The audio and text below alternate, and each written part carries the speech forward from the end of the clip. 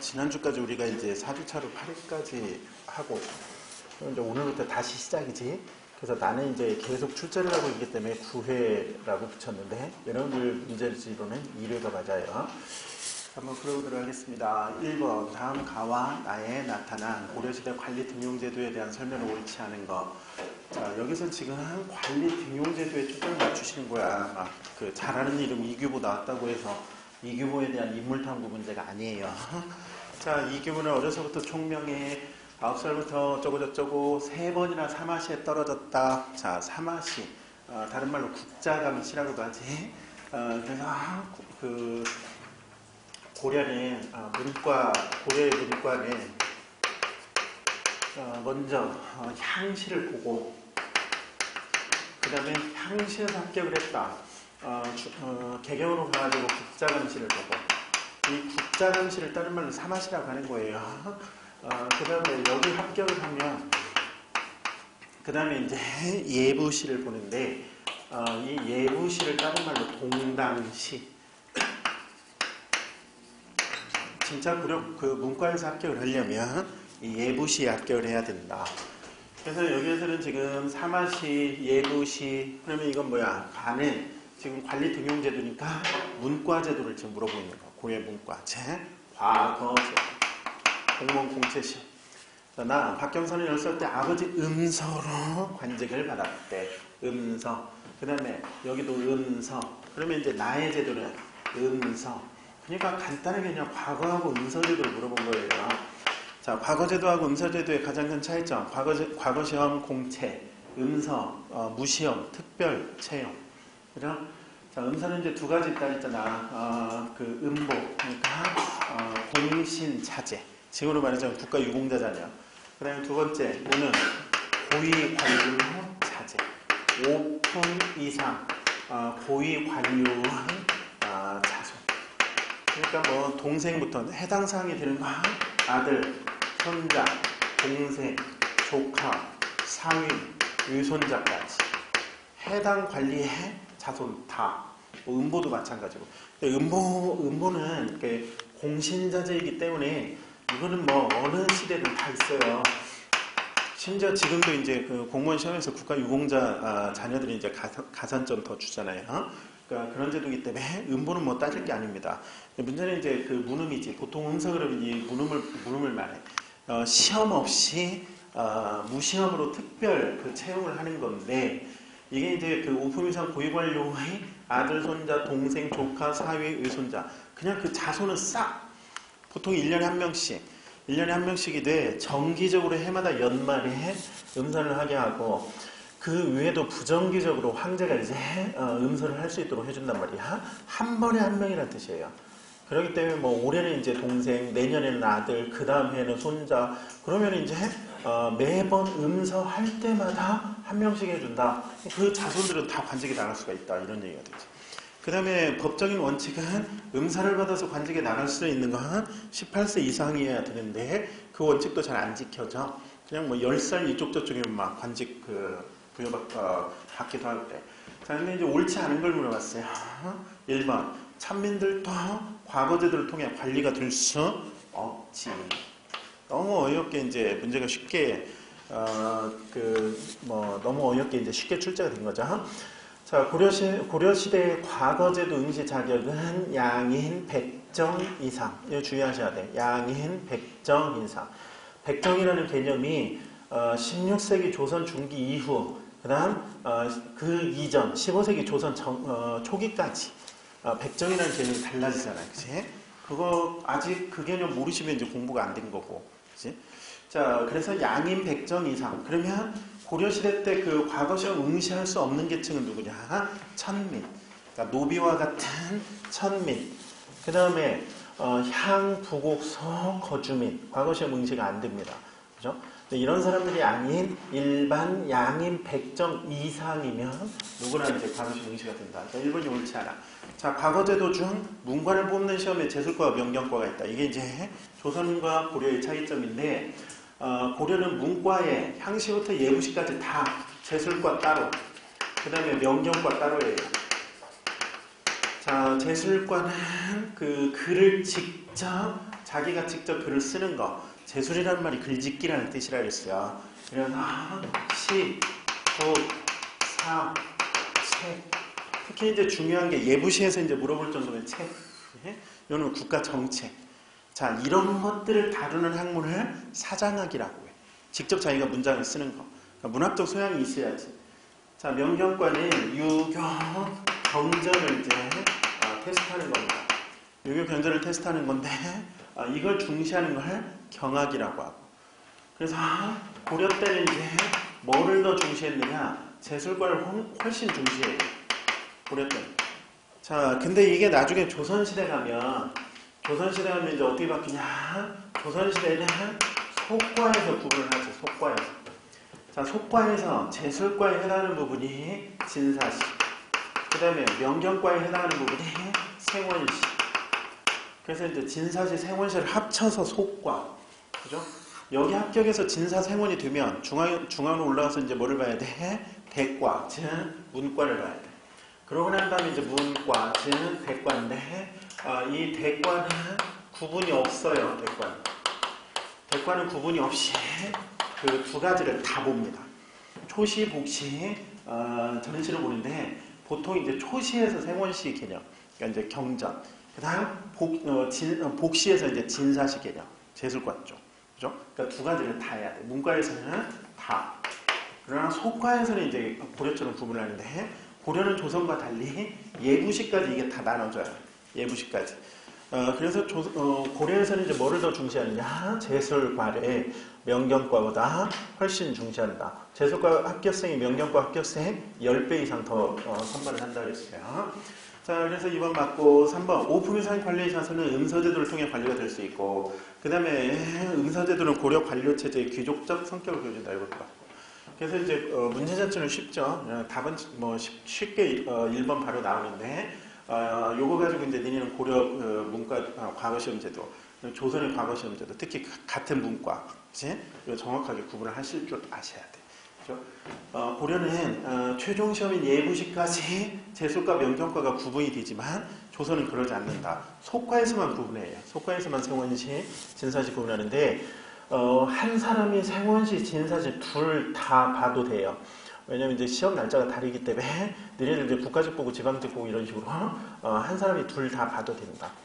그러나 그 문과인 대과는 구분 없이 두 가지를 다 해야지 이제 시험 볼 수가 있어요. 자, 이렇게 돼요.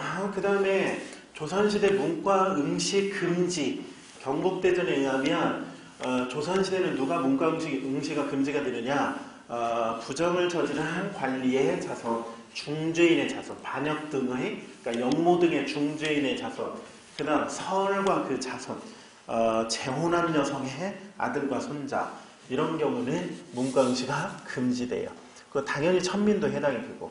근데 경복대전에는 이제 천민들과 그 중죄인의 자손, 부정을 저지른 탐관오리의 자손, 그 다음에 재혼한 여성의 아들과 손자, 서얼과 그 자손, 그 네 가지 외에는 금지 규정이 없어요. 그치? 자, 2번 반에 대한 설명을 옳지 않은 것. 무왕 때의 돌궐, 일본 등과 유교 관계를 맺어 반과 신라를 견제했다. 맞죠? 이 장문이하고 발해 수군이 이제 삼뚱마도 깡적으로 공격한 거. 자, 그 다음에 문안 때는 신라와의 상설 교통로를 설치해 대립관계를 해소하려고 했다. 교통로 이름 뭐야? 신라호. 문안 때 요하 상류 지역까지 진출을 하고 신라하고 국경 일부를 접하게 되면서 발해 수도에서부터 신라 수도 경주까지 내려가는 신라도 개설. 그 신라도를 통해 공식적으로 그 사신이 오고 가는 사례는 이제 두 번 나온다 그랬어요. 신라 이제 원성왕하고 헌덕왕 때 두 번 이제 공식적 사신이 오고 갔고, 그 외에는 보통 이제 비공식적 교류. 그래서 상인이라든가 학자라든가 뭐 승려들. 그죠? 자, 3번 산할 때 대부분의 권한족을 복속시키고 요서 지역. 여기서 틀렸지. 요서가 아니라 어디? 요동 지역을 완전 장악. 요동 지역. 우리는 이제 요서 쪽은 아니야. 왜? 중국과 이제 우리 민족의 세력 경계선이 요하이기 때문에 요하를 넘어가지는 않아요. 특히 고구려나 발해는 요동. 요서 지역을 장악한 그 나라는 어디냐? 백제가 근초고왕 때 서해바다를 건너서 요서 지역과 산동반도를 이제 점령을 했었지, 백제가. 자, 그래서 옳지 않은 건 3번. 발해는 일본에 보낸 국사에서 고려 또는 고려 국왕이라는 명칭을 사용하였다. 정확하게 누구 때냐? 이거 그거 구분하셔야 돼. 누구 때야? 문왕 때, 문왕 때. 무왕 때는 뭐라고 해? 일본에 보낸 국서에다가 고구려의 옛 영토를 회복하고 부의 풍속을 계승하였다. 문왕 때는. 무왕 때는. 문왕 때는 저기 나오는 고려 국왕, 고구려 왕, 천손, 자처. 그죠? 자, 일본하고 공식적으로 국교를 맺게 된 건 누구 때라 그랬어요? 무왕 때. 그치? 구분하셔야 돼. 자, 3번. 다음 지도와 같이 영토를 수복한 왕에 대한 설명을 옳은 거. 자, 지도 딱 주어졌는데 이거 익히 많이 보셨던 지도죠. 자, 무슨 지도입니까? 핵심 포인트 지역은 이제 여기야, 여기. 함흥 지역. 그죠? 근데 이제 저 함흥 지역을 생각보다 쉽게 회복을 했기 때문에 내친김의 그 여파로 개마고원 일대, 그래서 각주라든가 길주라든가 초산이라든가 이 개마고원 일대까지 다 수복시켜버렸다. 누구 때야? 공민왕 때. 자, 그 밑에 지금 지도 보시면 개마고원 일대 수복한 아래쪽으로 지금 성 표시가 나와 있는데 저 성이 무슨 성입니까? 천리장성. 저 천리장성 고려 때 쌓은 천리장성이에요. 압록강 어기부터 동해안의 도령도까지. 그러면 저건 고려 때라는 얘기고 고려 역사에서 개마고원 쪽까지 수복시킨 건 공민왕 때이다. 그죠? 자, 그러면 이제 공민왕에 대해서 물어보고 있으니까 그러면 이제 쉽지.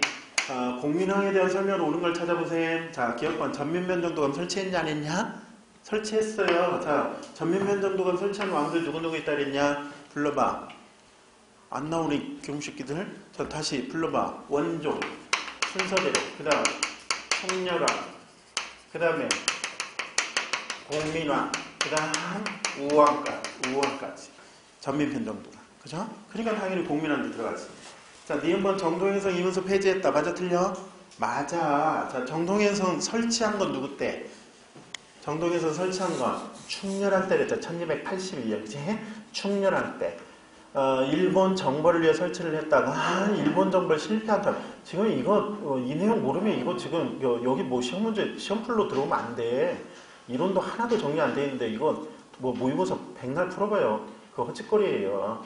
뭐 선지 하나 그 문장 하나 싹 바꿔 오르면 그냥 다시 공부하는 거야. 그치? 그러니까 지금 이 정도 이론 정리 안 돼 있으면 이게 모의고사 풀 때가 아니야 지금. 거의 뭐 시험 올해 시험 포기하는 셈이나 마찬가지지. 즉 공부 존나 안 했다는 얘기지. 그럼 어떻게 해야 돼? 남은 시간이라도 밤을 새든 어쨌든 해가지고 메꿔야 된다. 그치? 자, 정동행성 충렬한 때 설치. 그리고 일본 정벌 실패한 다음에 감식이 구화. 자, 정동행성 이문소의 일종의 폐단. 이게 극명하게 드러난 게 충무광 때 사건. 자, 충무광 때 이재현의 정치도감을 통한 개혁. 그래서 정방 폐지하고. 그때 권문세족들이 정동행성 이문소로 결집한단 말이야. 거기서 이제 군대 동원. 그죠? 자, 그래서 이제 공민왕이 반원 자주개혁을 할 때 정방 폐지와 함께 정동행성 이문소도 폐지시켜버린다. 그러니까 기억과 니은 두 개예요. 그러니까 정답은 1번이지. 자, 디귿번 동령부와 탐라 총감부가 폐지되었다. 즉 해당 지역의 영토, 동령부는 자비령이고 그러니까 고려 서북쪽 땅, 탐라 총감부는 제주도 쪽. 자, 여기가 반환되었다. 이건 누구 때냐? 충렬왕. 원나라에 대한 발언권은 상당히 약한 왕이었음에도 불구하고 충렬왕 때 이제 원나라가 그 직할 영토로 통치하는 저기가 반환됐다. 그게 이제 세조구제의 유력이었다. 그 얘기했을 거예요. 이런 강의 때. 자, 그 다음에 리을번 원과 명 사이의 양면의 교. 자, 이건 맞을까 틀릴까? 공민왕 때 이거 양면의 교 맞을까? 틀려요. 공민왕 때는 그냥 명나라고 친교관계야. 1368년에 명나라가 건국이 되자마자 공민왕은 곧바로 명나라하고 친교관계로 갑니다. 친명. 왜? 반환 자주 개혁이거든. 그래서 원나라로부터 벗어나기 위해서 명나라하고 친교관계. 더더군다나 공민왕 때 대거 중앙정치 세력화를 이룬 게 누구야? 신진사대부. 그 신진사대부들은 당연히 명나라하고 친명관계지. 근데 나중에 공민왕 아들 때 우왕 때 우왕 때 가면 우왕 초기에 다시 또 누가 정치적 주도권을 잡아? 이인율을 비롯한 권문세족. 그래서 그 권문세족놈들이 북원하고 친교관계를 맺는단 말이에요. 명나라하고 관계를 등한시하고 명나라가 찰령의 설치를 통보하게 된 배경이 바로 그게 배경이었다. 그 얘기했을 거예요. 그렇죠? 그러니까 1번은 언뜻 보면 맞는 것 같지만 틀려요. 원과 명사의 양면을교가 아니고 이때는 명나라가 만리장성 너머로 쫓아내버렸을 때야. 원이 아니고 북원으로 쫓겨갔을 때야. 그래서 고려는 친명 관계로 갑니다. 자, 그래서 정답 1번 기억, 리을. 자, 4번 조선 후기 가족제도에 대한 설명으로 가장 적절한 거. 조선 후기 가족제도야. 그러면 이제 기초적인 내용을 한번 잡아보자. 자, 우리가 가족제도 그러면 3종 세트 있다 그랬어. 첫 번째, 제사를 어떻게 모시는가. 그치? 제사 모시는 걸 봉사라고 한다 그랬죠. 두 번째, 상속은 어떤가. 세 번째, 호적에 기재하는가. 어떻게 기재하는가. 그 다음에 이제 여기 이 3종 세트 추가해서 결혼제도는 어떤가. 본인제. 자, 조선 후기 때는 일단은 불러봐. 자, 제사는 누가 봉사해? 장자 봉사. 제 딸은 제사를 모시지 못한다. 그 다음에 아들이어도 큰아들인 장자만. 그럼 아들이 없으면 어떻게 해야 돼? 아들을 만들어야지. 그래서 누구를 입양시켜? 양자를 입양시켜. 아들이 없으면 양자를 입양해서라도 장자 봉사해요. 그러면 큰아들인 장자만 제사를 모시면 상속도 어떻게 돼? 당연히 장자 우대 상속이지. 제사 모시는 아들한테 상속을 우대해 준다. 그래서 장자 우대 상속. 그럼 호적은 일단 아들 먼저예요. 일단 아들 먼저. 딸은 호적에 가장 늦게 올라가. 그 다음에 결혼제도는 친형제도. 친형제도라는 게 뭐냐? 여자가 남자 집 시각적으로 들어가는 거. 자, 그런데 저건 이제 조선 후기, 임진왜란 이후에 조선 후기 때고, 조선 중기까지는 어떻다 그랬어요? 고려 때부터 조선 중기까지는, 윤회봉사, 그러니까 윤회봉사, 균본상소, 그 다음에 출생 순석 이제 아들, 딸도, 가리지 않고, 결혼은 처가살이, 그러니까 남귀, 여가, 혼, 뭐, 솔소혼이란다 그랬지. 여기서는 지금 조선 후기를 물어봤단 말이에요. 자, 제사는 형제가 돌아가면서 지냈으며 책임을 분담하였다. 조선 중기까지. 태어난 차례대로 족보, 남녀차별 없다. 조선 중기까지. 입양제도가 확대되고 부계이주 족보. 이게 이제 조선 후기고. 사위가 처가 호적이 입정 그러지 않아. 그러니까 여자가 이제 남자 집으로. 그래서 딸은 뭐라고 하느냐? 출가 외. 한번 저쪽으로 이제 시집 가버렸으면 우리 집 사람 아니다. 뭐 이런 식이죠. 그러니까 이제 친형제도니까 남편 쪽으로 들어가니까. 정답 3번. 지금 니네 여기 4번 문제까지는 아주 기초적인 것만 물어보고 있어요, 지금. 그치? 내가 지금 뭘 뽑은 것도 아니고, 뭐, 어려운 거 뭘 물어보는 것도 아니고, 그치? 4번 문제 여기서 만약에 틀린 문제가 나온다. 이거 심각한 거야. 그렇지 않냐? 다 맞았어요. 해볼까 또? 다 틀렸어요. 자, 5번. 다음 연표의 가해선 아시기에 대한 설명을 옳지 않은 거. 자, 광해근치기부터 2인좌의 난. 특히 이제 2인좌의 난의 경우에는 영조치기 초에, 영조는 1724년에 즉위를 해요. 1724년에 즉위를 하는데, 그로부터 4년 뒤에 터진 영조치기 초에 소론 강경파와 난민들의 경종독살사. 자, 그 다음에 경신왕국은 숙종 때지. 숙종 때 1680년. 그러니까 나는 이제 숙종, 경종, 영조 이렇게 하는 거. 병자호란 1636년 겨울부터 37년 1월까지. 인조반정 1623년이죠. 인조반정 남기하시거나 인조반정 바로 다음에 일어난 이괄의 난을 남기하시거나 이괄의 난이 이제 1624년이니까 둘 중에 하나 남기하셔야 돼요. 그죠? 광해군지기가 1607년이에요. 광해군지기. 자, 그러면 이제 따져보자. 후금을 막기 위해 명나라의 원병을 파견하였다. 자, 이거 무슨 사건입니까? 강옥립장. 강옥립 장군을 도원수로 해서 한마디로 말해서 무슨 정책? 중립외교 정책이었다. 그러면 중립외교 정책 누가 취했어요? 광해군이. 그러면 이건 맞는 얘기가 되지. 자, 이괄의 난을 일으킨 왕은 공주로 피신하였다. 아까 얘기했네. 인조반정이 1623년. 이괄의 날이 바로 그 다음에. 그러니까 나에 들어가지. 그죠?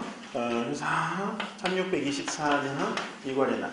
그 다음에 이제 하나 추가해서 이 이괄의 날 때 왕이 인조가 공주로 피신을 하면서 거기서 이제 뭐가 만들어지냐면 어용군이 만들어져요. 그 어용군이 나중에 효종 때 어용청으로 이제 승격이 됐어요. 자, 청과 국경을 협의하고 백두산에 정계비를 세웠다. 굉장히 중요한 얘기죠. 무슨 비? 백두산 정계비. 그러면 백두산 정계비는 언제 세워져? 1712년. 그죠? 그래서 이제 환국들이 다 끝나고 난 다음에 여기 지금 한국이 경신한국 1680년 그 다음에 경신한국 다음에 자 또 해보자.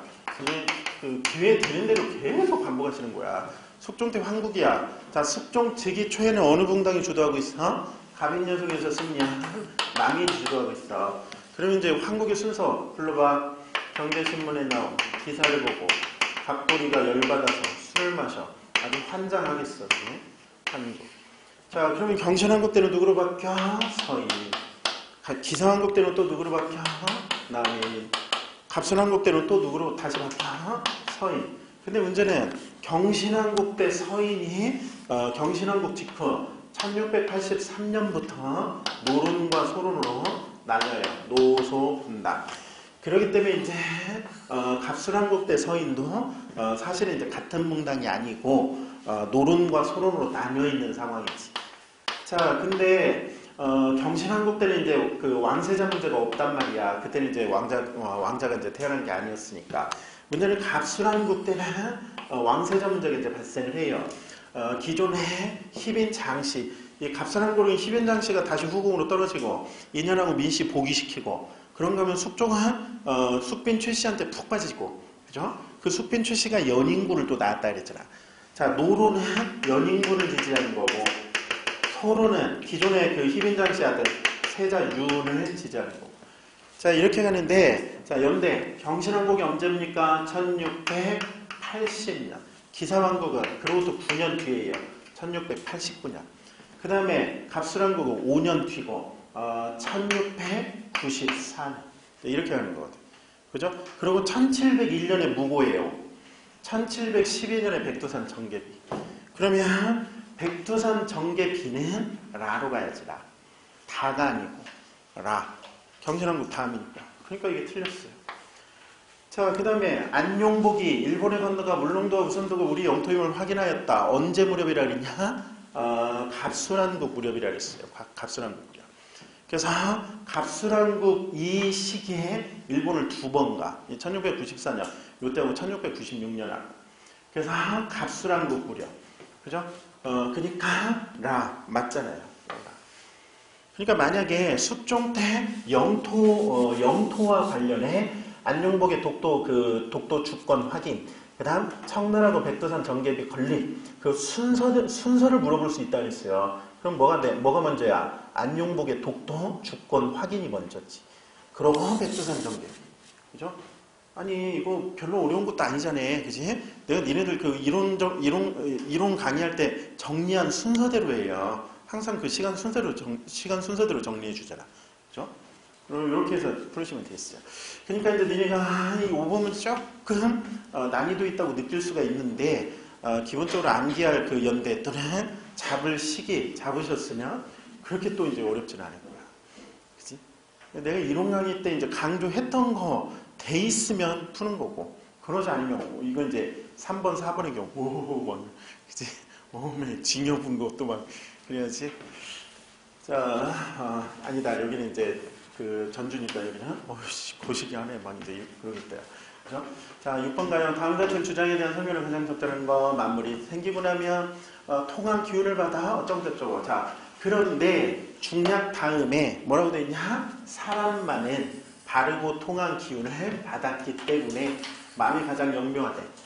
그래서 사람과 물건은 본성이 같을 수가 없다. 자, 그러면 사람과 사물의 본성이 다르다. 자, 인물성 동일론 논쟁이죠. 뭐라고 부릅니까? 호락 논쟁. 그 중에 사람과 본성은 다르다. 성리학적 어떤 원론. 여기에 기반해서 화이론. 그러면 뭘로 가? 호론이지. 그러니까 여기서는 지금 호론을 물어보고 있어요. 사람과 사물의 본성은 다르다. 근데 이 호론하고 대비되는 게 뭐냐? 낙론이란 말이야. 낙론. 자, 낙론은 니네 이제 지난번에 이전에 8주짜리 할 때 한번 정리했었잖아요. 자, 낙론은 사람과 사물의 본성이 같다. 다를 바가 없다. 그러니까 이게 뭐 때문이냐면 이통이냐. 기국이냐 그걸 따지면서 이제 이런 논쟁이 벌어진다 그랬어요. 이 통, 두루두루 통한다. 이가. 그렇기 때문에 사람과 사물의 이동 두루두루 통하니까 사람과 사물의 본성이 다를 바 없다. 똑같다. 그러면 낙론인 거예요. 인물성, 동론. 그런데 호론 쪽에서는 아니다. 기국이다. 사람과 사물의 기질지성이 다른데 어떻게 그 본성이 같을 수가 있는가. 더더군다나 사람은 그 본성에 천리를 품고 태어나는 존재이기 때문에 다른 사물과 구분해야 된다. 이러면 이제 인물상 이론이고. 자, 지역을 주의하시라 그랬어요. 호론과 낙론이라는 그 명칭이 붙게 된 배경. 호론은 어느 지방이야? 호서지방. 호서지방이 어디라 그랬어? 충청. 그 다음에 낙론은 낙하지방. 낙하지방이 어디야? 서울, 한양. 그죠? 자, 분당으로 봤을 때는 똑같은 노론 안에서 전개되는 논쟁이에요. 그러니까 학문적 맥으로 분당으로는 구분 못해 저거. 똑같은 노론이고, 똑같은 송시열 그 문화들이고, 그죠? 그런데 왜 저런 차이가 나느냐? 그래서 나중에 이제 호론 쪽의 인물성 이론은 여기는 이제 화이론을 내포하고 있기 때문에 뭘로 가? 위정, 척사로 가. 그 다음에 낙론 쪽의 인물성 동론은 사람과 사물의 본성이 다를 바 없으니까 사물을 활용하는 게 아무 문제가 없다. 이거는 개화사상. 나중에 이제 그 근대 개항기 때 위정척사 개화사상 완전히 정반대로 갑니다. 그런데 뿌리는 같은 봉당이야. 노론. 더더군다나 같은 송시열 그 맥을 계승하는 사람들. 그래? 그래서 뭘로 보라 했어? 지역으로 보라 했어. 지역. 시골 총것들. 그 다음에 여기는 도시 사람들. 그죠? 내가 시골 총각 출신이어가지고 도시 사람에 대한 동경이 있거든. 아니, 도시에서 진짜 한 30년 가까이 살아보니까 좋더라고. 그리고 이제 다시 내려와가지고 시골 총각에 살려니까 답답해 미치겠는 거예요. 옛날에 몰랐던, 나도 시골 총각이었을 때 몰랐던 그런 것들이 지금은 도시에서 한 30년 살다가 다시 내려보니까 존나리 답답한 거예요. 존나리. 그치? 안 바뀌어. 이 사람들은. 법이고 뭐, 저도 필요 없어요. 안 바뀌어. 고집도 세고. 아무리 좋은 걸 얘기해줘도 됐다 하면서 뭐 니는 똑똑해서 좋겠다고 이러고. 그치? 그런 동네 또 우리가 또 잘 알고 있는 동네도 있잖아. 그치? 그래가지고 시골 총것들인가 도시 사람들인가. 여기는 이제 변화를 수용하는 거지. 나중에 개화사상 죽어도 안 바뀌어요. 위정척사. 위정척사의 장점은 국권 수호에 대한 부분이지만 단점은 기존의 자기들의 성리학적 질서를 유지하려는 옹고집이거든요. 네? 어쨌든 이제 이렇게 한단 말이에요. 자, 그러면 이 주장은 지금 뭐를 물어봤어요? 호론, 인물성 이론을 물어봤어. 자, 그러면 적절한 걸 찾아야 돼. 취향계에 의해서 경험 철학과 연결되어 개화사상의 철학적 기반, 낙론. 그 다음에 이해의 중요성을 강조해 과학기술과 이용 후생을 강조하는 북학의 배경, 낙론. 그러니까 여기서 이해의 중요성을 강조한다는 건 두루두루 통한다. 이통, 그걸 지금 강조한다는 뜻이에요. 자, 3번 화이론에 따라 중화와 오랑캐를 본질적으로 구별되는 존재로 봐. 배타적 입장, 즉 위정 척사로 가게 된다. 3번 정답. 4번 정권에서 소유된 소론파와 왕실 종칭 그리고 서울 출신 인사들 사이에 가학으로 이어졌다. 이거는 호론이나 낙론하고는 관련이 없어요. 뭡니까? 양명학이야. 양명학. 그래서 정답은 3번. 자, 7번 한글에서 가 조직에 대한 설명을 옳지 않은 것은 이동희는 간을 포기하고 운동에 새로운 구심을 만들어야 되고 항일 무장투쟁을 적극적으로 수행할 것을 주장하였다. 이동희 신체로 무장투쟁론. 그래서 임시정부 없애버리고 새로 만들자. 창조파. 안창호는 이거를 개설해 독립운동단체들의 중심 역할을 하도록 하고 독립전쟁을 수행하기 위해 먼저 교육과 산업 등의 민족의 실력이 아니라 실력. 오타. 민족의 실력을 양성해야 된다고 주장하였다. 자, 이거는 간단해요. 그러니까 1923년 국민대표회의. 자, 1923년 국민대표회의를 알고 계시면, 자, 이동희는 창조파의 신채호와 함께 창조파의 대표적 인물이고, 안창호는 개조파의 대표적 인물이다. 그러면 창조파와 개조파가 한쪽에서는 이거 없애버리자. 또 한쪽에서는 아니다. 이건 그대로 놔두고 바꾼다. 그러니까 개조죠, 개조. 근데 개조 그러면 이제 바로 나오니까 그래서 개설이라는 표현을 쓰긴 썼는데 좀 어색하긴 하지. 어쨌든 그럼 여기서 말하는 간은 뭐가 돼? 임시정부가 돼. 임시정부. 만약에 여기 이제 첫 번째 적이 없으면 저거 혹시 신민회 아닌가? 왜냐면 아래쪽에 안창호에 대해서는 이제 신민회하고도 똑같은 얘기가 되잖아요. 근데 첫 번째 지금 이동희에 대한 부분이 있어. 이동희도 그 신민회 회원이었어요. 근데 이동희도 신민회를 없앤다 그런 얘기는 한 번도 안 했어요. 저거는 임시정부를 놓고 얘기하는 겁니다. 그치? 자, 그러면 1번 독립신문을 기관지로 발행하였다 임시정부. 1923년 1월 국민대표회를 개최했는데, 그러니까 임시정부가 개최한 건 아니지. 국민대표회에 대해서 임시정부를 이제 반대하는 입장이었어요. 어쨌든 체크하고 넘어가 봐. 대표회의 당시 대통령 중심제 형태로 운영되고 있었다. 자, 이거 맞냐? 2차 개헌이 언제야? 1925년. 그러니까 맞아요. 1925년 가야지 그 국무령에 의한 내각 책임 지도제로 바뀌니까. 대표회의 이후 안창호 주장을 지지하는 세력이 조직을 이끌어 나갔다. 자, 선지 4번 맞을까 틀릴까? 임시정부면 국민대표회의 결렬되고 난 다음에 안창호 주장을 지지하는 개조파가 임시정부를 이끌어 나갔다. 맞아? 틀려. 누가 이끌고 나가? 김구나 이동영 등의 현상 유지파. 그러니까 저는 이제 창조파나 개조파들은 임시정부에서 상당수 다 이탈해버린 거예요. 다 이탈해버리고 임시정부를 이렇게 지키시는 분은 누구? 김구 선생님, 뭐 이렇다는 말은 좀 그렇지만 그 다음에 김구 선생님과 함께 임시정부의 또 지도자였던 이동영 선생님, 이런 분들이 이제 임시정부를 지키는 거지. 그러니까 옳지 않은 건 4번을 선택하셔야 돼. 그러면 2번 같은 경우가 원래 이것도 따지면 따질 수 있어요. 이거 임시정부의 그 지도자들 중에 김구 선생이랑 이동영 선생은 국민대표회를 반대했어요. 근데 문제는 뭐냐? 저거 가지고 이제 이의제기를 해보실 수는 있는데 이의제기가 받아들여지지 않을 거야. 왜냐면 김창석 선생이거든. 처음에 국민대표회 개최를 가장 먼저 요구한 사람이 누구냐면 임시정부의 김창석 선생이었어.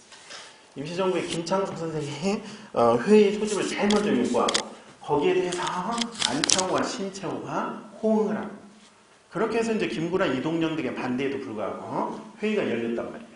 그러니까 선지 2번은 애매한 거지. 그렇다고 하더라도 4번이 있기 때문에 이 문제를 이의제기해도 안 받아줘요. 그치? 4번이 정답. 4번. 자, 임시정부를 이탈하고 임시정부를 이끌어간 쪽은 현상 유지파들이었다. 자, 8번. 다음 자료에 나타난 식의 경제성은 옳지 않은 거. 2항과 7편은 모두 난전이래요. 그러면 조선 후기죠. 자, 조선 후기 경제성을 유추할 수 있는 단어. 난전의 성행, 도고의 성장. 그죠? 자, 그러면 이제 조선 후기니까 1번 사상과 난전의 발효로 시전상원의 특권이 위협받지. 그래서 시전상인들은 뭐를 더 강조하게 돼?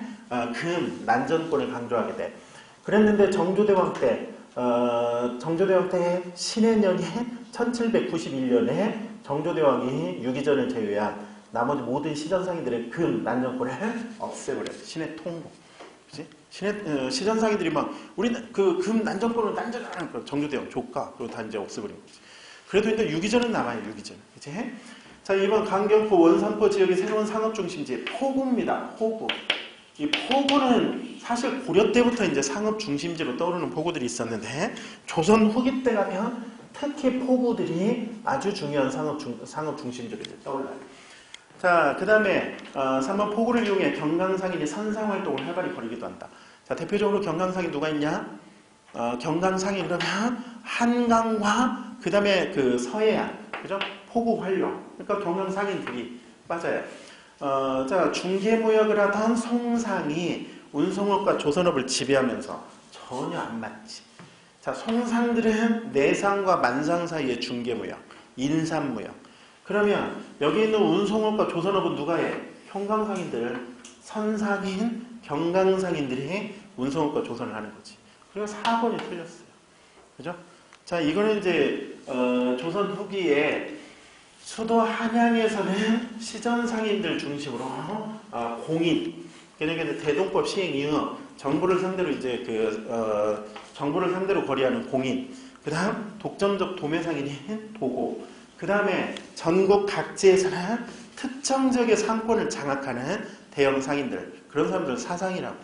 그래서 사상은 암기할 때 그냥 중구난방 막 그 근본 없이 암기하지 마시고, 암기할 때도 항상 뼈대 있게, 그치? 순서대로 암기하시는 거야. 북쪽에서부터 만상이에요. 자, 만상, 의주, 그러니까 만주를 드나들면서 청나라 상인들하고 거래를 해. 그 다음에 그 밑으로 평양의 유상. 왜냐면 평양이 그 대동강 쪽에 버드나무가 쫙 있어서 평양을 다른 말로 유경이라고도 합니다. 유경. 내가 사귀었던 아가씨가 유경이 있나? 없나 보다. 그런 거 시험이 안 나와. 그냥 유상. 그 다음에 개경의 송상. 제일 중요하죠. 송상. 전국에 그 지점인 송방을 이제 설치하고. 수도 한양과 한강, 서해 바다, 서해안. 이쪽에서 활동하는 경강상인. 그죠? 경강상인들이 있고. 그 다음에 부산 동네 내상이에요. 부산 동네 내상은 대마도 상인들과 외관 무역을 하지. 이 사람들은. 그래서 송상은 만상과 내상 사이에 일종의 중개 교역을 하는 거예요. 그걸 통해 부를 축척한다. 그죠? 자, 그래서 순서대로 항상. 그 다음에 이 조선 후기에 청나라와의 사이에 정부 대 정부의 개시무역. 그 다음에 그러니까 공식적 무역거래. 그 다음에 이제 상인들 간의 비공식 무역, 뭐라고 불러? 후시무역. 그죠? 그래서 이제 개시무역은 회령개시, 그 다음에 중간개시. 그죠? 그 다음에 후시는, 중간후시, 책문후시. 그죠? 이 후시는 비공식 무역이어서, 청나라 상인들이 은밀하게 이제 의주로 들어와가지고, 중간후시를 하고, 반대로 이제 우리 상인들이, 중간후시에 대한 일종의 이제, 대응이에요. 우리 상인들이 책문으로 가지고 책문 후시를 하고, 자, 중간 개시, 휘령 개시, 경원 개시까지. 개시 3군데, 후시 2군데. 그 다음에 여기 이제 부산 동네에서도 외관 개시와 후시가 있고, 저기는 이제 우리가 나가는 게 아니라 대마도 것들이 들어와가지고 이제 부산 동네에서 거래를 하는 거지. 자, 조선 후기. 그 다음에 이 돈은 뭐냐? 이거 뭐라고 써있냐? 이거 상평통보잖아요. 상평통보. 상평통보 꾸러미고. 조선 후기 숙종 때부터 상평통보가 전국적으로 유통되기 시작한다. 그 이전까지는 정부에서 화폐를 주조해서 발행을 하더라도 유통은 안 되는 거예요. 숙종 때부터 전국적으로 화폐가 유통이 되는데, 전국적으로 화폐 유통되다 보니까 무슨 현상이 벌어져? 전황 현상이 벌어진다. 거기까지 이제 정리를 하셔야 돼요. 자, 상평통보 최초로 주조한 사람은 누구라 그랬습니까? 인조. 두 번째 이제 대규모 또 주조한 사람은 효조. 그리고 숙종 때 또 이제 발행하고. 이건 내가 PPT 작업을 잘못했어. 여기를 좀 작게 만들었어야 되는데, 작게 만들고 이걸 키웠어야 되는데 잘못했어. 나중에 이거 잘못했는데 다시 수정을 할까 했는데 막 밑에 도표까지 들어가가지고 썩을 막 수정하기가 너무 난감한 거야. 그냥 그대로 놔버렸어요.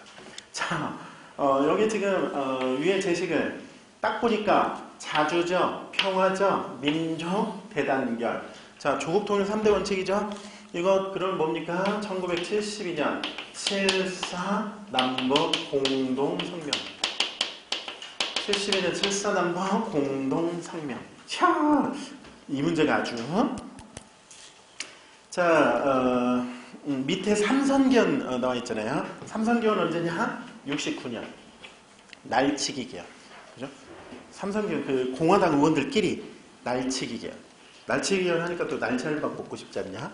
근데 그 삼선개헌 그 공화당 안에서도 반대하는 목소리가 굉장히 많았어요. 그 박정희 밑에서 이제 만년 2인자 대접받던 김종필을 비롯해, 왜냐면 박정희가 삼선 제안에 딱 걸려가지고 물러나야지 그 다음번에 이제 김종필이 다음번 이제 대권은 내 거다 이런 생각을 했는데, 박정희 개새끼가 그 삼선 제안 없애버리려고 하니까 김종필 입장에서 난감하죠.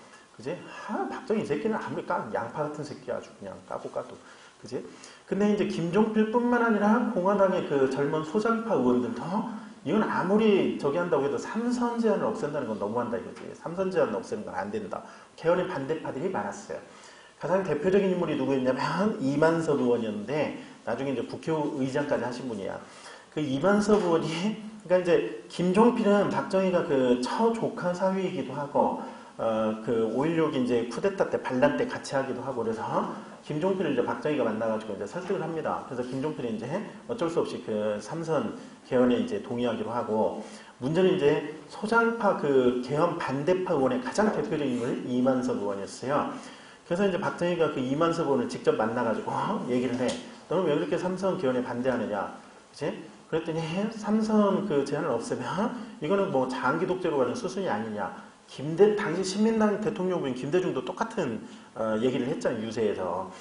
근데 이제 이만석 의원이 그렇게 말하니까 박정희가 아니다. 난 딱 3번까지만 하고 물러날 거다. 이 3번이 정말 마지막이다.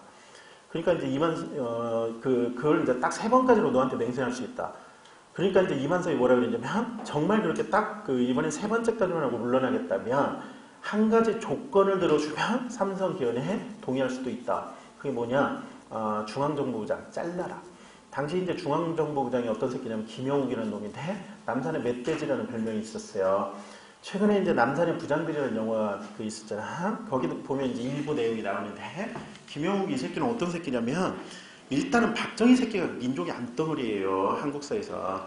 근데 그 박정희 시기에 그 암덩어리의 고름 역할을 했던 새끼가 그냥 김영욱이야. 그러니까 박정희의 권력을 지키기 위해서 민주주의 따위를 개 족같이 이제 깔봤던 놈들.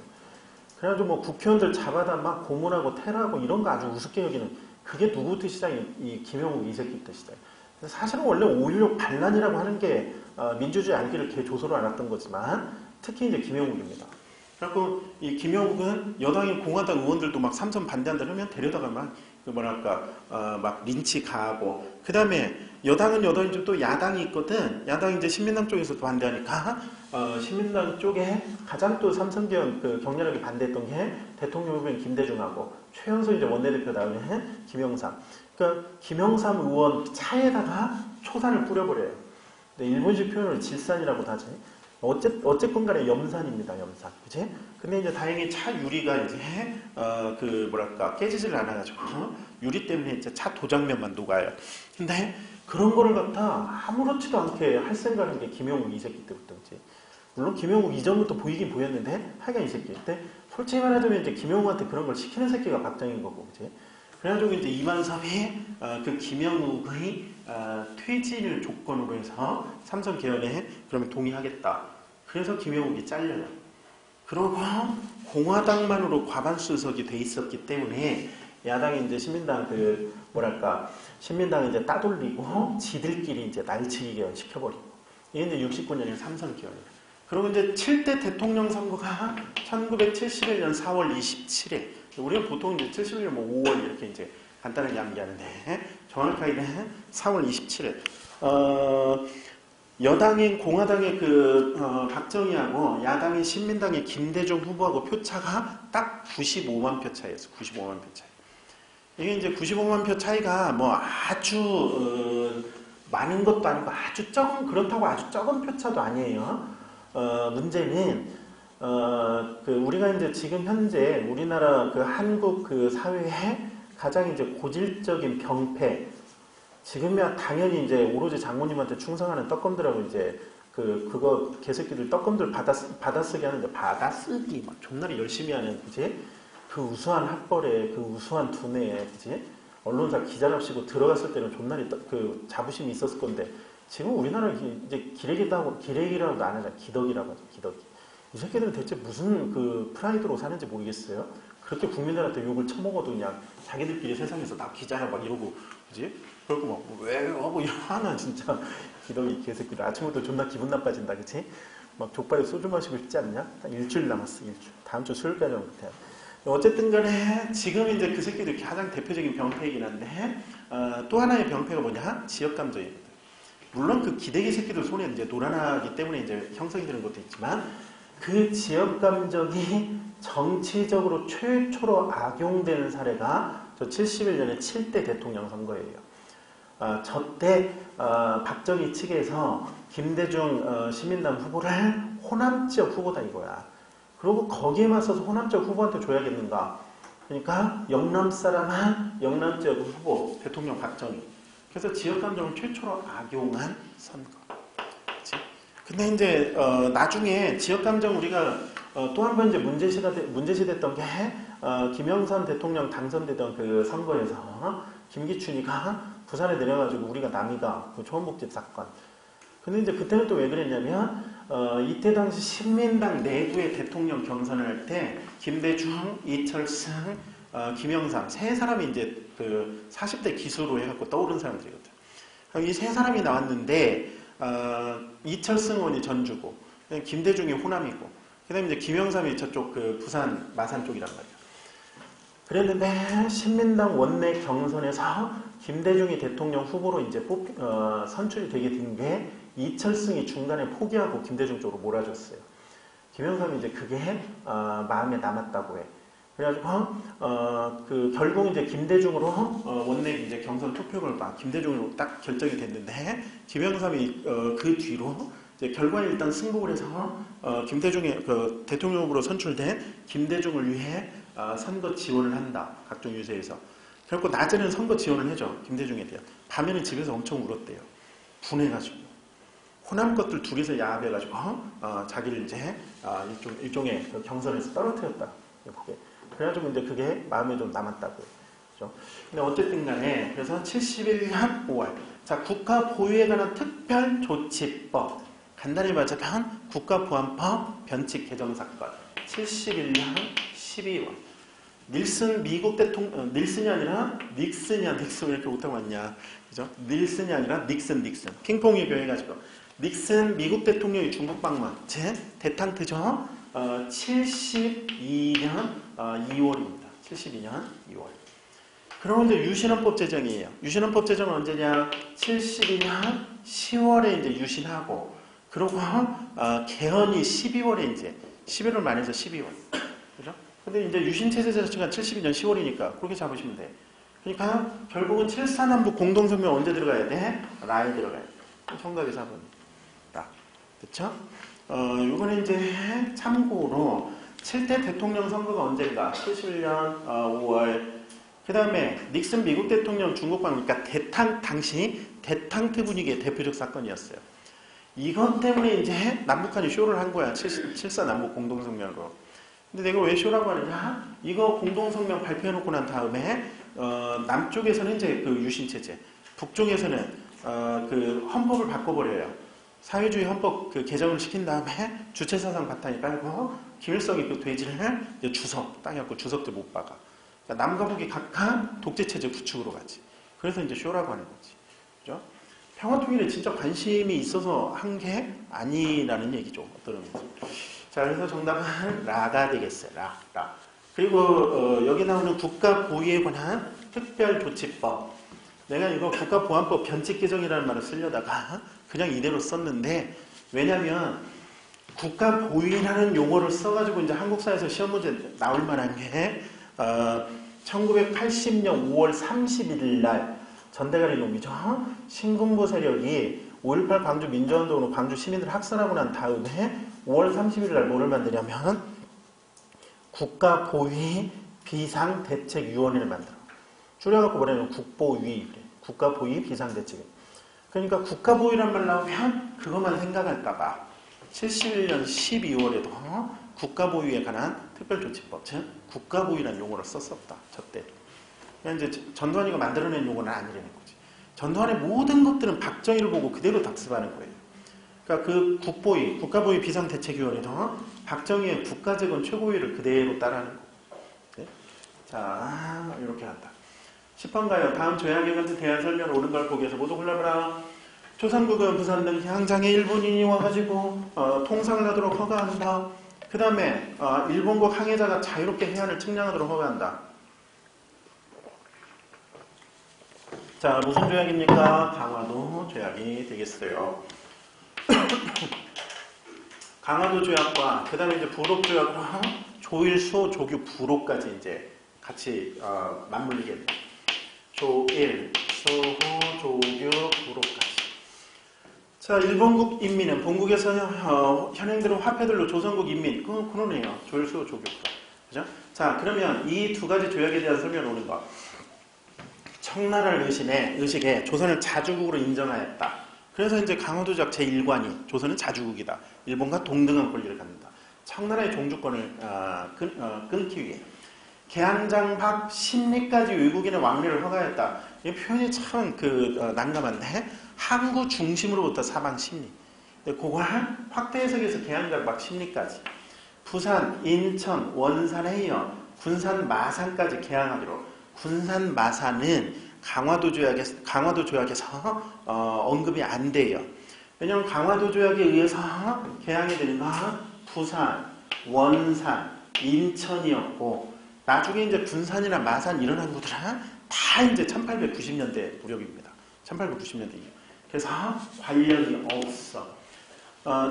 초량에 전관 거류지를 설치하고 이 앞에 초량에다가 전관 거류지 설치했다. 이런 건 아무 상관없어요. 이거는 이제 개망한 항구에 거류지를 설정했다. 그렇게 보시면 돼.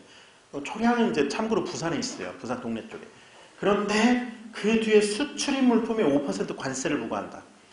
자, 이때 당시에 조일소 조규 부로가고 그 다음에 이제 강화도 조약은 1876년 2월이고 조일소 조규부는 76년 7월이란 말이야.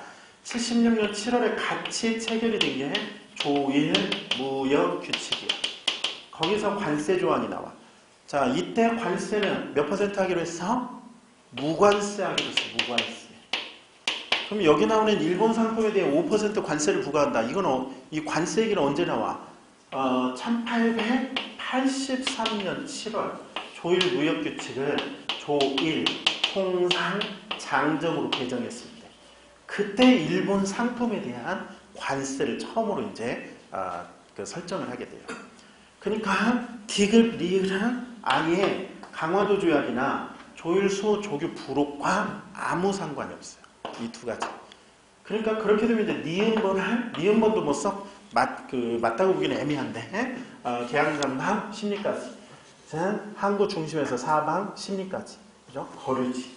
그러니까 기업 리를 맞는 걸로 하시고 그 다음에 디귿 리을은 완전히 틀린 거예요. 그러니까 정답이 1번.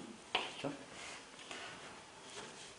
자, 11번. 다음에서 설명하고 있는 나라의 제천 행사 조기원 풍습이 있었다. 그러면 여기서 이제 우리가 초기철기 여러 국가 중 조기원 풍속. 그럼 어느 나라냐? 동해. 근데 단궁, 화하마. 야, 이런 거 이때 얘기해 줬잖아. 그치? 눈물 없이 볼 수 없는 그냥 쇼다리발. 어쨌든 다 동해. 그럼 동해 제천 행사는 뭐가 있습니까? 무천.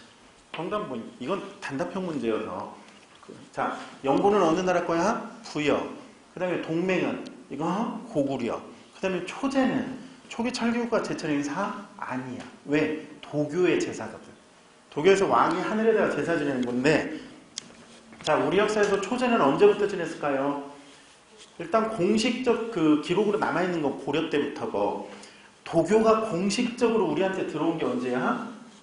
624년 영유왕 때.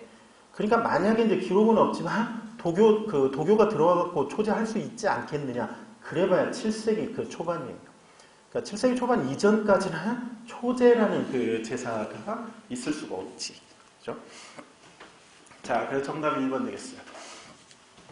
12번. 다음 교서가 발표된 시기, 정치 상황으로 가장 적절한 것. 오늘날 사설의 폐단을 바로잡는 길은 정학을 밝히는 거래, 정학. 그지? 자, 그 다음에, 연전의 사학서적을 구입해온 이승훈 나왔네, 이승훈. 우리나라 최초의 영세 신자, 천주교 영세 신자. 천주교에서는 세례를 영세라고 해요. 우리나라 최초의 천주교 영세 신자 이승훈 언제 세례받아? 북경에서 누구 때? 정조대왕 때지. 그 다음에 사설의 폐단을 바로잡아 정학을 밝힌다. 그러면 이건 결국 무슨 얘기냐? 정조대왕이 서학을 사학으로 규정하는 거예요. 발단이 되는 건 추조 적발 사건 때지. 추조 적발 사건으로 정조대왕이 이제 서학을 사학으로 규정하는 거. 다시 사학 때문에 문제가 생긴다면 어찌 정부가 있다고 말할 수가 있겠는가. 그죠? 자, 그러면 이제 탕평정치가 시작되고, 자, 탕평정치 시작은 누굽니까? 숙종. 속대전 편차는 누구냐? 영조. 그리고 정조대왕과 관련이 없어요. 화성이 완성되었고, 노론벽파, 시파, 남인 간의 갈등이 커졌다. 개새끼들, 요 분단 간의 갈등이 가면 갈수록 커지는 거예요. 정조대왕 때 어거지로 억누르기는 하지만 그렇다고 갈등이 없다고 볼 수는 없어요. 그러니까 이게 정답이야.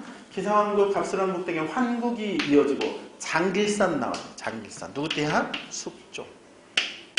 근기 지역에 거주하는 훈구 세력이 실용적 항문 경향을 가지고 있었다. 정조대왕 때 그 근경 남인들 막 경세 치용, 정약용도 있고, 그지? 영조대왕 때부터 활약했던 이익도 있고. 그럼 이거 맞는 거 아니야? 뭐가 틀렸을까? 훈구가 틀렸지. 훈구는 왜 훈구가 갑자기 조식에 나와?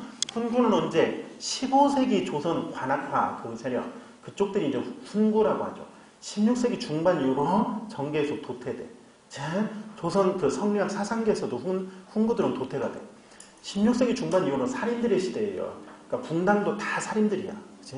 그럼 갑자기 왜 훈구가 나와? 그죠? 그래서 정답은 2번 정조대왕. 자, 특히 조선 후기를 얘기하고 있는데 훈구가 나온다. 그럴 때 이제 여러분들은 바로 시험지에다가 바로 이제 요거 하셔야 돼요. 웬 조선 후기의 훈구냐? 마찬가지로 15세기에 무슨 붕당 얘기 나온다. 똑같이 이제 하세요. 자, 13번 가나시대, 이거 뭐냐.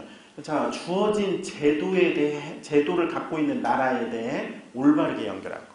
자, 주어진 제도. 그러면 이거 어느 나라 제도입니까? 발해제도. 이거 문제가 완전 틀렸다. 그치? 주어진 제도를 가지고 있는 나라에 대한 설명으로 바른 것을 고르시오. 자, 지방행정조직은 구조 5소경 체제였다. 이거 어느 나라 거? 통일신라. 남국 통일신라 거. 광덕, 준풍동 독자적인 연호를 사용하였다. 이건 어디 거? 고려. 자, 발해 연호 한번 또 잡아보자. 자, 발해는 이제 왕들이 누구 계십니까? 고왕, 대조영, 무왕, 대무예, 문왕, 대흥무. 그 다음에 이제 중간에 성왕, 님들어 대화 좀요. 그 성왕, 대화요. 그죠? 그리고 9세기 초에 발해 최고 전성기, 선왕, 대인수. 자, 그 뒤로는 이제 우리가 발해왕들 얘기 안 하잖아. 왜냐면 발해가 이제 약간 이제 혼란기로 가는 거거든. 그리고 이제 맨 마지막 25대왕, 애왕, 대인선인가 그래. 애왕, 대인선. 어쨌든 이렇게 하는데, 자, 고왕, 대조영, 연호는 뭐예요? 천, 통. 그 다음에 백두산 동모산에 수도를 잡았어요. 그 다음에 무왕, 대무예, 연호는 이난, 동모산에서 중경성으로 한번 천도를 냈고. 자, 문왕, 대무예, 56년. 한국사에서 넘버3라 그랬잖아요, 여기가. 그치? 56년. 그래서 대흥, 보력, 다시 대흥. 그러니까 연호는 총 3번 했어. 대흥, 보령, 대흥. 그 다음에 상경성으로 한번 천도했다가 다시 동경성으로 천도. 2번 천도했지. 그 다음에 성왕, 중흥. 그 다음에 이때 상경성으로 재천도. 이해 뒤로 멸망기까지 수도는 그대로 상경성. 자, 선왕 때 연호가 뭡니까? 건흥. 5경 15부 62주의 지방행정제도는 이때 정비가 돼. 그 다음에 이때는 수도 천도가 없어. 왜? 성왕 때 그 제천도한 상경성 그대로 수도를 쓰거든. 자, 영토는 고항에서 이제 무항 가는 시점에 만주 동북부 연해주 일대 상당수의 거란족 복속 문왕 때 연해줄 때까지 다 장악한 다음에 방향을 서쪽으로 바꿔 요하 상류진주. 그 다음에 선왕 때 요동지역 다 장악. 대부분의 말갈족 복속. 그렇죠? 자, 그러면 디귿번 왕실과 귀족을 중심으로 불교가 성행하였다. 고구려의 영향을 받아서 발해도 불교가 성행합니다. 불상은 뭐가 있어요? 이불, 병자상. 같은 부처님을 나란히 같은 좌대에 보신다. 그러면 반농사가 중심이었고 일부 지역에서는 변농사가 있었다. 고구려하고 발해는 그 리을본 주의하셔야 돼. 고구려하고 발해에서 변농사를 아예 하나도 안 줬다. 틀려요. 그러되 산악지형이기 때문에 또 반농사 위주로 갑니다. 그치? 해안가 평야지대나 이런 데서 이제 일부 변농사하는 외에는 반농사 위주. 그렇다고 해서 변농사를 아예 안 했다 그러면 틀려요. 디귿, 리을사. 참고로 여기 도표에서는 발해 삼성 육부제는 완전히 딸딸딸 암기해 주셔야 되거든요. 14번. 다음과 같은 주장이 발표된 시기 역사적 사실로 가장 적절한 거. 자, 여러분들은 이제 문제 푸실 때 읽어보셨겠고, 여기 호남 창의 대장도 있네. 호남 창의문. 다른 말로 백산 창의문. 자, 봉합 농민군 세력이 발병. 봉합 농민운동. 그죠? 그래가지고 이제 그 나라를 안으로는 타막한 관리의 머리를 벤다. 그치? 그 다음에 이제 국가를 반석에 둔다. 그러면서 이제 이 내용을 그 대략 우리가 이제 요약을 하자면 보국 안민 제폭부민 이제 이런 말이 나온다 그랬죠. 네. 이 그 호남 창의문은 시험에서 굉장히 자주 출제되는 제식을 해요. 니네가 벌써 모의고사 지금 모의고사 풀면서도 2번 정도는 봤을 거야. 이 호남 창의문을. 그치? 그러니까 요거는 반드시 그 기억하셔야 될 사료야. 요거는. 자, 1번. 그러면 이 시기니까 동학 농민운동 언제냐? 1894년. 자, 일본이 전쟁을 도발하려 하자 대한제국은 국의 중립을 선언하였다. 무슨 전쟁? 자, 대한제국이 그 중립 선언했어요. 무슨 전쟁? 러일 전쟁. 자, 러일 전쟁은 언제 터져? 1904년. 그죠? 여기 대한제국 수립 자체가 1897년 10월이야. 그죠? 그러고 이제 러일 전쟁 1904년 2월. 그죠? 그러니까 요 동학 농민운동과 아무 관련이 없어. 급진개혁파가 문벌 폐지와 청나라에 대한 4대 관계 청산을 촉구하였다. 언제 얘기야? 1880년대. 관련되는 사건, 갑신정군. 그러니까 동학 농민운동 시기하고 안 맞아. 그 다음에 3번. 고종이 칭제관원의 요청을 수용하고 구본 신참의 개혁과제. 선지 일본하고 유사하죠? 대한제국. 그러면 1897년 상황. 역시 동학 농민운동 시기하고 안 맞아. 일본이 공사관 보호 명분으로 서울에 침입하고, 그죠? 서울에 특히 어디? 경복궁을 불법 점령 시켜버리잖아요. 6월 21일 날.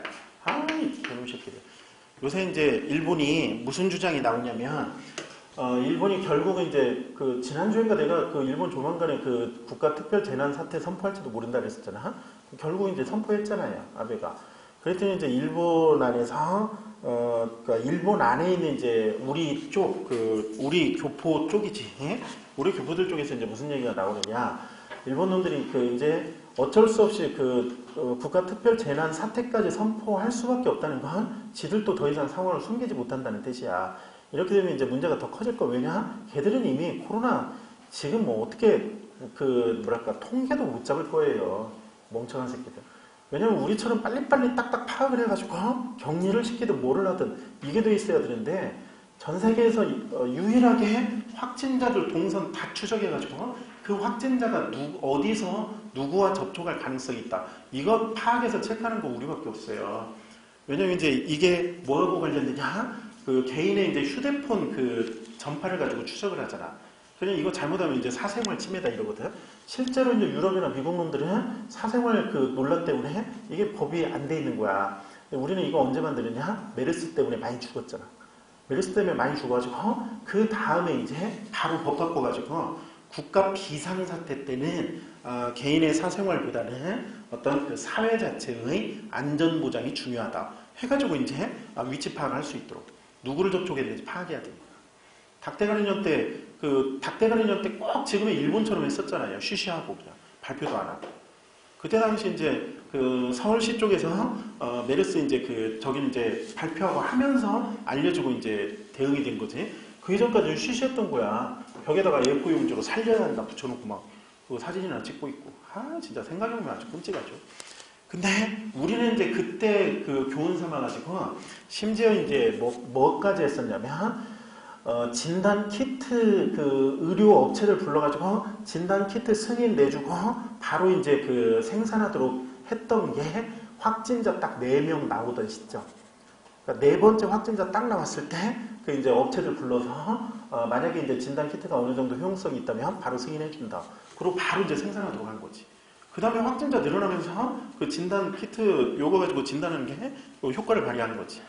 그 다음에 정부가 이제 그 다음에 체크를 한 게 뭐였냐? 즉석식품 생산업체. 즉석식품 생산업체에 대한 조사를 그때 벌였다고 해요. 이거 전혀 안 알려진 얘기지. 그러니까 미리 예측하고 있었다는 뜻이야. 격리시키면 격리된 사람들이 뭐 먹어야 돼? 그 즉석식품 먹어야 되거든.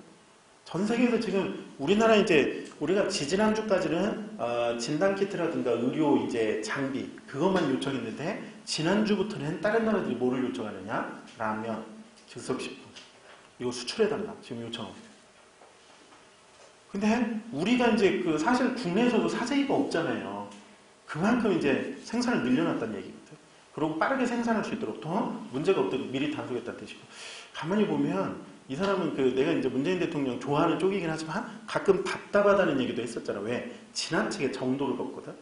근데 이 사람이 정도를 걷다 보니까 이런 게 막 뭐 하나 벗어나는 게 없는 거지. 그죠? 대응을 존나게 잘한 거야. 일본은 내가 봤을 때 저거 큰일 났어요. 못 잡아 저거. 어떻게 잡아? 그지? 그냥 시간 지나가기를 기다리는 수밖에 없는데 일본은 우리보다 더 고령화사회야. 진짜 위험해. 근데 문제는 뭐냐? 그러니까 이제 일본 내부의 일부 석학들이 이렇게 되면 일본이 자기네 내부의 위기를 타개하기 위해 늘상 써먹는 방법. 어디를 건드려? 우리를 건들 수도 있다. 한국 때리기를 할 수도 있다. 하는데 개새끼들 하래지. 그치? 관심 없다 이거예요. 쪽발이 새끼들이 뭘 하건. 이제 그런다고 당할 우리도 아니고. 그렇죠? 이때도 이 개새끼들이 경복궁을 점령해버렸어요. 철수하라. 그러니까 철수하는 게 아니라 경복궁 점령. 역사 이래로 우리한테 도움이 안 되는 민폐 족속들이야. 그치? 우리가 중국하고 관계는 니네가 이제 한국사를 그 서한국사로 이제 대충 배우시면 중국하고 관계가 별로 안 좋다라고 생각하실 수가 있는데 실제로 중국은 뭐 그렇게 나쁘진 않아요. 사실 이제 서로 간에 주고받는 관계이기 때문에 다만 이제 성리학적 사대주의가 문제가 될 뿐이지. 그러나 일본은 아니야. 이 새끼들은 우리한테 역사적으로 우리한테는 존나리 민폐예요. 민폐. 그치? 근데 그렇다고 이제 니네도 알다시피 우리나라 민족성이 우리한테 민폐 끼쳤다고 끝까지 야박하게 하는 그런 민족성은 못 되잖아 우리가. 대신 조건이 있지. 와서 무릎 꿇고 사정하면 그때는 봐줄 수 있다 이거지. 근데 지금처럼 막 뭐 한국이 우리를 이긴 것은 아니다. 저또 어떠고 지랄 개새끼들 아주 좋다. 그러니까 어떤 의미에서 약간 쌤통이라는 생각도 들어요. 딱 우리 그 2015년 이전에 우리 그 모습. 하여간에 뭐 그러는데 어쨌든 그래서 요 부분이 지금 청일전쟁이잖아. 청일전쟁. 경복궁 점령하고 서해 지역에서 청나라를 공격을 한다. 청일전쟁. 풍도회전. 아산만의 풍도회전. 청일전쟁. 정답이 4번이에요. 1894년 6월 3월. 여기 이제 호남 창의보는 3월이긴 하지만 같은 해 1894년. 정답은 4번이에요. 4번. 니네는 이제 그 공무원 될 사람들이니까 나처럼 막 뭐 공식적으로 막 이런 얘기를 정치적인 얘기를 할 수는 없겠지만 그래도 알고는 있어야 돼. 너희들 이제 공무원 돼갖고 발령 받았는데 국가직인데 지방직인데 니네들 보소로 일본 사람들이 그 민원 들어올 수 있단 말이야. 일본 사람들이 국내 여행 왔다가 민원 들어왔는데 막 어쩌고저쩌고 하면서 그 타케시마는 일본 땅이다 됐으면해 막 이런 얘기하고 그러면 그때 어쩔 거냐 이거지. 민원이라고 네 뭐 그러겠어? 그게 아니면 조카 독도는 우리 땅이야 딱 이 말 한마디만 하겠어? 일반 국민은 그럴 수 있죠. 공무원은 그게 아니지. 공무원은 뭔가 거기에 정확하게 역사적 사실을 근거로 돼가지고 설득해줘야 될 거야. 그치? 참 우리 민호님께서는 한국에 오셨으니까 이 부분 하나는 정확하게 배우고 가시는 게 좋겠습니다. 막 이러면서 그죠? 가르치란 말이야. 자, 15번 가요. 밑줄 친 그의 활동으로 오른 것을 거기서 모두 골라보세요. 자, 여기 지금 몽골과의 전쟁이 나오는데 여기 지금 박서 장군이 나왔단 말이에요. 박서 장군. 그치? 그러니까 여기서는 지금 가네. 그거 아니라고. 왜 그러지? 가에 대해서 옳게 말하는 거. 자, 박서 장군의 귀주대첩이 나왔어요. 박서 장군의 귀주대첩. 자, 몽골 몇 차 침략이냐? 1차 침략. 몽골 1차 침략. 그러면 1231년이죠. 수도인 개경이 함락당했지만 귀주성에서 박서 장군 부대가 몽골 후미 부대를 격파하면서 귀주 전투의 승리. 그때 이제 귀주 전투의 전투 광경이야. 그러면 여기서 말하고 있는 가세력은 누구인가? 몽골이야. 그러면 몽골과 관련된 거, 이 시기와 관련된 거. 자, 기억봐. 왕이 나주로 피난하였다. 자, 내가 몽골 때 그 황제가 낮에까지 그 피난했다. 얘기했냐 안 했냐? 이런 거 있대? 안 했어. 다음에 1232년에 수도를 어디로 옮겨? 강화도로 수도를 옮겨요. 강화도로 들어가요. 근데 이 몽골과의 전쟁 말고 왕이 나주까지 피난한 건 얘기를 니네한테 이제 이런 거 할 때 가르친 거 있지. 누구 때냐? 현종이야. 거란족 몇 차 침략? 2차 침략. 황제 즉위하자마자 강조의 정변 사건. 그죠? 황제 즉위하자마자 거란 2차 침략이야. 1010년. 그때 이제 그 막 황제 즉위하자마자 거란 2차 침략받아서 수도 개경 함락당하면서 현종은 어디까지 피난해? 나주까지 피난해. 그때 고생 안 하고 편안하게 피난 갔다 그랬어요? 아니면 개고생했다 그랬어요? 개고생했다 그랬잖아요. 고생 개고생. 그 과정에서 공주에서 누구를 만나? 안산호족 김은부를 만나. 그 김은부가 현종을 갖다 극진하게 황제처럼 잘 보필하고 대접을 한 거에 대한 감사함의 표시로 김은부 딸과 동치마. 그죠? 그렇게 해서 나중에 내가 고마우니까 네 딸하고 잡게. 뭐 이런 건데, 이제 황제니까 그런 거예요. 나중에 황후로 맞이하게 돼. 그분이 원효왕 김씨. 그죠? 현종 얘기, 현종. 관련되는 사건, 거란 2차 침략. 몽골하고 상관없어. 황룡사 구층탑이 소실되었다. 언제? 몽골 3차 침략. 맞죠? 귀주에서 소배압, 소손령. 같은 소씨잖아. 소관제도 있다야. 소지성. 그치? 아니, 상관없겠지? 자, 어쨌든, 소배압, 소손령. 같은 소씨. 얘네들 누구야? 거란족 애들이야. 이거, 거란 3차 침략 때 강감찬 장군의 귀주대첩 얘기예요. 강감찬 장군이 귀주성에서 소배압의 거란군들을 개박살낸 거죠. 그죠? 그러니까 기억하고 디귿은 몽골이아니라 거란. 리을번 노비와 소 부곡 지역의 주민체 하층민들이 항전한다. 몽골과의 전쟁에서 나타나는 특징이라 했지. 1차에서 6차까지 다 누가 싸워? 하층민들이 싸운다. 그러면 옳은 거 리을. 정답 3번. 자, 16번. 다음 고려시대 농민의 생활에 대한 설명을 옳은 거. 고려시대 농민이래. 고려시대 농민. 자, 1번. 특정한 직역을 갖지 않은 농민은 조세와 공약, 부격에 의무를 졌다. 자, 3지 1번 별표 치시고. 이런 농민을 뭐라고 부릅니까? 양인 백정이야. 백정. 네? 특정한 국가의 그 직역을 갖지 않은 순수 평민인 농민들. 이 사람들은 국가에 대한 세금과 각종 부격 부담의 의무를 집니다. 자, 이번 백정 농민 중에서도 천역을 담당하는 계층이 있는데 이를 신량역천이라고 한다. 우리가 이제 신량역천이라는 용어는 사실 조선시대에 이제 많이 쓰잖아요. 고려시대는 이제 여기에 해당하는 계층이 향부곡소 거주민. 그래서 이제 그 향부곡소 중에 소금 생산을 담당하는 구역이 있어요. 소금 생산을 담당하는 이제 향이나 부곡, 그 거주민들을 염간이라고 불러. 이런 식으로 뭐 염간, 철간 뭐 이렇게 있거든요. 그래서 이 신량역천이라는 게 꼭 조선시대만 썼다. 그건 아니돼. 주로 이제 신량역천이 이러면 조선시대. 일단 이거는 체크 표시. 자, 3번. 특정한 주를 지었을 때 자신의 본관제로 되돌아가게 하는 귀향형. 자, 이건 누굴까? 귀족들이에요. 고려 귀족들.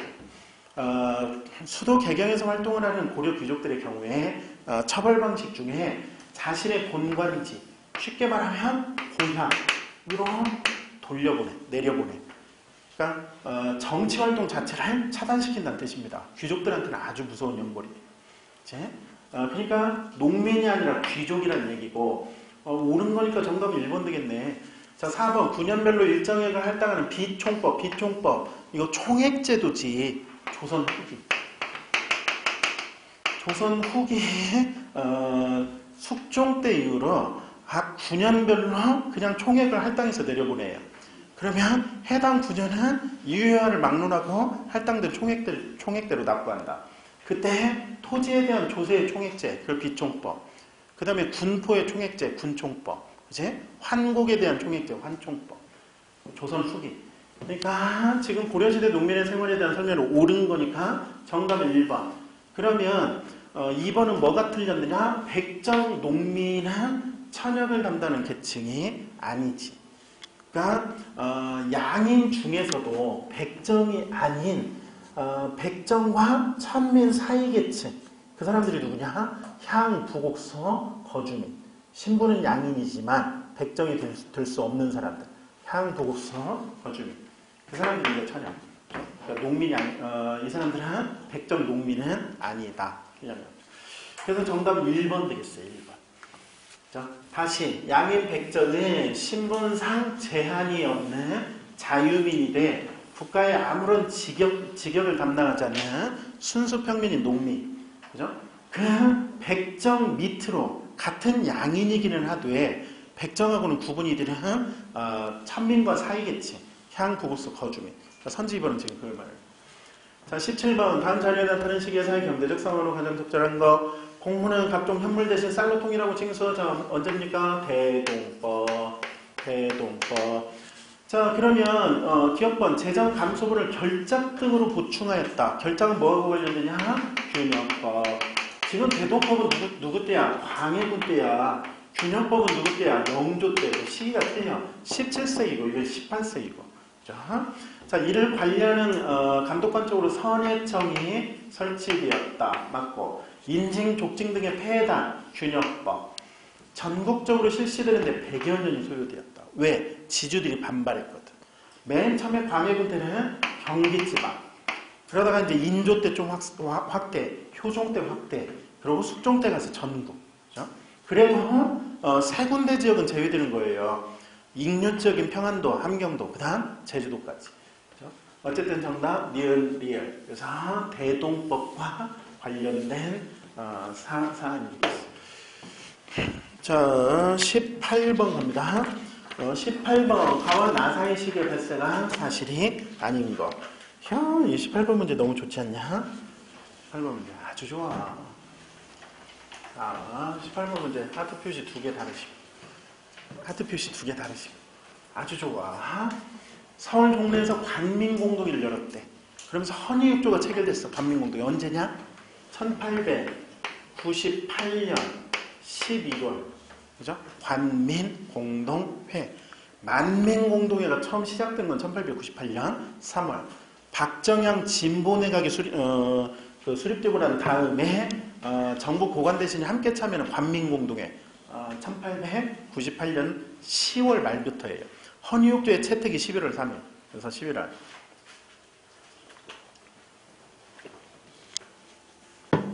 자, 나는 뭡니까? 대한민국 국제 1899년 8월. 자, 원수부 관제를 반포했다. 즉 황제의 군 통수지휘부 원수부 언제냐? 1899년 6월이에요. 그러면 가하고 나 사이 들어가지. 나 직전이니까. 그죠? 그럼 이건 들어가. 지게화문을 설치해 토지 소유 증명서를 발급한다. 자, 지게화문 설치해서 지게 발급 언제부터야? 1901년 10월부터예요. 1901년 10월이니까 나 다음. 그러니까 2번이 정답이지. 자, 한국협회 회원과 분경을 통해 만민공동회를 해산시켰다. 이런 만민공동회 해산, 그 다음에 독립협회도 해산, 민의 금합령 1898년 12월. 그러니까 가 직후. 그냥 사이에 들어가지. 중추원원의 50%를 독립협회 회원으로 선정하는 관제를 제정하였다. 이건 언제일까? 역시 가 직후예요. 이 헌의육조가 이제 의결이 되면서 요거를 갖다 이제 고종한테 들이 밀었더니 고종도 받아들이겠다고 해요.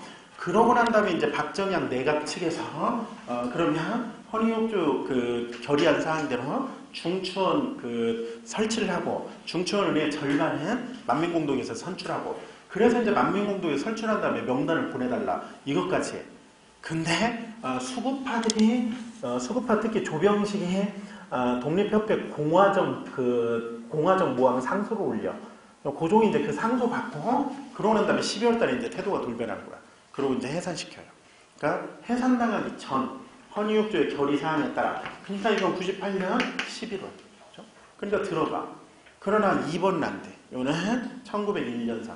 그러니까 똑같은 대한제국의 광무개혁이라고 하더라도 그 시기를 구분할 수 있느냐 없느냐 지금 그 문제예요. 그죠?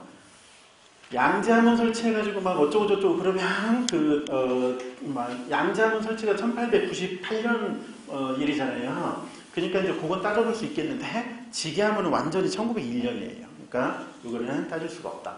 만약에 삼지 이번에 이제 지게하문 얘기 말고 또 들어갈 수 있는 거, 예를 들어 징병제 실시 계획을 발표했다. 1903년. 해군을 설치한다. 1903년. 이렇게 나오겠죠. 그 다음에 근본위 화폐제를 시행한다. 그거 1901년. 근본위 화폐제. 그치? 자, 19번 우리나라 도교에 대한 설명을 옳지 않은가 그랬어요. 우리나라 도교. 고구려에서는 임교성은이 도교 진흥장치를 써서 불교 사찰을 도관으로 쓰기도 하였다. 맞아. 자, 이 덕분에 연개소문의 불교 탄압과 도교 권장 정책으로 고구려를 피해 백제로 내려간 승려가 있어. 누가? 보덕. 이 보덕대사는 원래 고구려 승려예요. 이걸 피해서 백제로 내려옵니다. 백제에서 뭐를 개창해? 열반교. 백제 어디에서? 전주에서. 경복사. 자, 2번. 유학자 최치원은 도교와 불교도 조예가 깊어서 삼교를 회통하였다.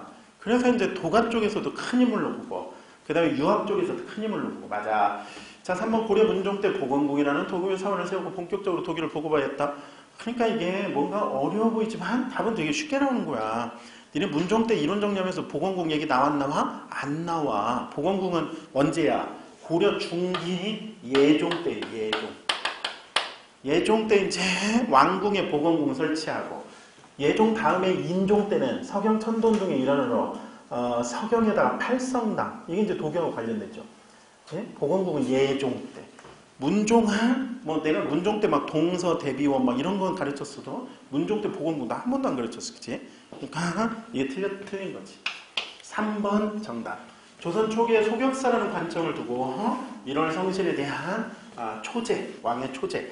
그래서 성리학부까지만 도교를 담당하는 소격서가 있고 잡과 시험에 도학 시험이 들어가요.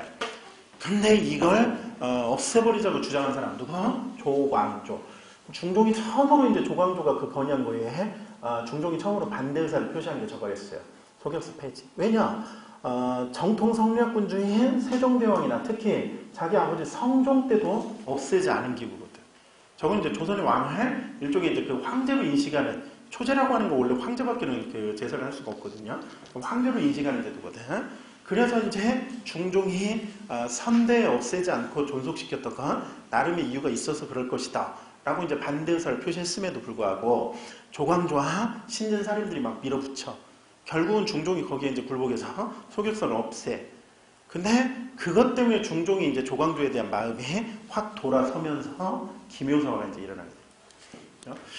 자, 20번 가나 주장을 펼친 사람에 대한 설명을 옳은 것은 강도 일본, 일본을 살벌한다. 조선 혁명선언. 누가 썼나요? 안재 신채호. 자, 슬프다. 나라와 민족의 치욕이 이 지경에 이르렀어. 우리 인민은 장차 생존경쟁 속에 다 죽게 되었구나. 임금의 은혜를 갖고 2천만 동포. 나라와 민족의 치욕, 슬프다. 2천만 동포에게 남기는 글. 뭘까? 민영환 열사 유언이야. 네, 민영환 열사 유언 2천만 동포에게 남기는 글. 그 다음에 김구 선생은 3천만 동포에게 간절히 호소하고. 그치? 그럼 저기서 말하는 나라와 민족의 치욕은 무슨 사건을 말해? 을사조약. 자, 그러면 기업권 신치현은 노령에서 항일운동을 하였고 하얼빈에서 이또 히로미를 암살했다. 누가? 안중근 의사. 자, 의열단 요청으로 조선 혁명선언을 집필하였고 여순감옥에서 1936년에 돌아가셨어요. 자, 그 다음에 을사조약을 체결하자. 이에 저항하여 자결하였다. 민영환 열사. 상하이 홍콩공원에서 폭탄 일본군 고관을 죽였다. 윤봉길 의사. 그래서 정답은 니은, 티귿. 그죠? 그러니까 가는 뭐 쉽게 찾으셨을 거고 조선혁명선언이니까 언제 쓰셨냐? 1923년. 누구 요청으로? 김원봉 선생. 관련되는 단체는 어디야? 의열단. 근데 그 1923년이 뭐가 이제 벌어지냐면 국민 대표회의가 이제 벌어진단 말이에요. 이제 그 다음에 이제 나가면 이제 나의 민영화를 쉽게 찾으셨으면 그죠? 답이 아마 쉬었을 거예요. 3번. ENT가. 자, 이렇게 해서 20문제를 풀어봤어요. 10분 쉬셨다가 11시에 두 번째 모의고사 풀도록 하겠습니다.